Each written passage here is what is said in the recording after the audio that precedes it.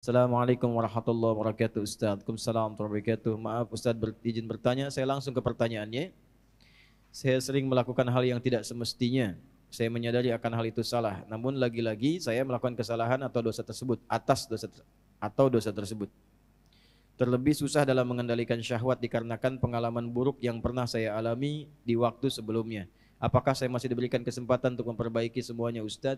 Quran surah keempat An-Nisa di ayat yang ke-17. A'udzubillahi minasyaitonirrajim. Bismillahirrahmanirrahim.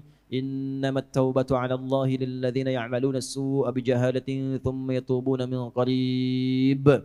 Orang-orang yang mau kembali kepada Allah dengan taubat itu, maka lakukanlah ketika ia sadar ia salah, segera taubat. Ya. Jadi taubat itu jangan ketika Anda kerjakan misalnya terjadi lagi Anda simpulkan gak diterima. Jangan begitu. Maksudnya terus taubati sampai di titik Anda menyesali itu. Jangan berhenti. Ya. Makanya disebutnya dengan tawab. Allahnya menerima tawab, hambanya menghadap tawab. Jamaknya tawabin. Nah, orang yang terus begitu dicintai oleh Allah. Dalilnya mana? Quran surah kedua Al-Baqarah di ayat ke-222. 222. Kan? Innallaha yuhibbut tawwabina. Innallaha yuhibbut tawwabin. Allah sangat mencintai orang-orang yang terus bertaubat. Salah, taubatin lagi. Salah, taubatin lagi. Salah, taubatin lagi. Sampai kita merasakan titik jenuh dalam bermaksiat dan kembali kepada taubat. Nah, bagaimana mendorong supaya kuat pengaruh taubatnya? Satu, kata para ulama mengatakan, ketika Anda terdorong berbuat maksiat karena dorongan syahwat itu, bayangkan saat itu diwafatkan oleh Allah. Itu cara menghentikannya. Ya. Ada dorongan syahwat nih. Ya. Ketika akan terfikir untuk melakukan, bayangkan, rasakan bagaimana kalau diwafatkan saat itu. Nah, itu akan menghentikan seketika. Ya, seketika itu akan berhenti. Nah, setelah itu bagaimana? Cari suhbatus sholihin, bergaul dengan orang soleh yang menghindari lingkungan tadi. Ya, kalau tayangan, hilangkan tayangannya, ganti dengan yang baik-baik. Bacaan, mulai hilangkan yang buruk, ganti dengan yang baik. Untuk menemukan itu, bergaul dengan orang soleh. Lihat, Anda pelajar di kampus, cari orang soleh. Ya, temani dia terus. Temani, supaya mendapatkan bagian dari kesolehannya. Setelah itu, latihan selanjutnya yang pertama, sholat.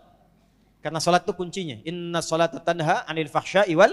Nah, syahwat itu munculnya dari fahsya. Pornografi, porno aksi, LGBT, kata-kata jorok dan lain sebagainya. Itu dari syahwatnya fahsya. Pencegah utamanya adalah sholat. Maka dalam sujud mohonkan khusus kepada Allah supaya bisa dibimbing, diberikan kekuatan oleh Allah untuk mengendalikan syahwatnya.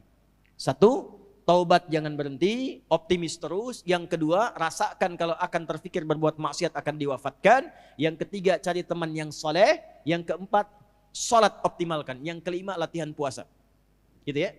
Sebab puasa itu paling efektif untuk bisa mencegah maksiat. Ya, Anda kalau syahwat sedang muncul, sedang puasa, nggak akan dilakukan. Berat untuk melakukan itu. Minimal pertama takut batal puasanya. Takut batal, kesananya lagi, itu akan terbiasa. Ya, akan terbiasa. Ya, yang biasa buka juga kalau puasa kan memang setengah-setengah dulu. Ya, kan dulu pernah saya waktu di Kalimantan ada cerita dari Sumedang. Preman tobat, pensiun. Kemudian dia puasa. Ya, begitu dia lewat, lihat rumah makan tuh. Rumah makan kok buka. Wah, jiwanya muncul lagi, datang ke situ gebrak. Pak, apa nggak tahu ini waktunya puasa? Jangan begini dong, tutup katanya. Tutup. Jangan kelihatan orang, tutup. Begitu ditutup, udah selesai, es teh manis satu Pak. Rupanya dia cuma sanggup sampai siang. Tapi alhamdulillah kan sudah mulai kan. Besoknya tambah lagi. Makanya sebelum nanti masuk Ramadan, nanti kita belajar. Ya, di awal bulan ya, di Tanah Kusir. Kita akan belajar, salah satunya adalah latihan puasa sunnah.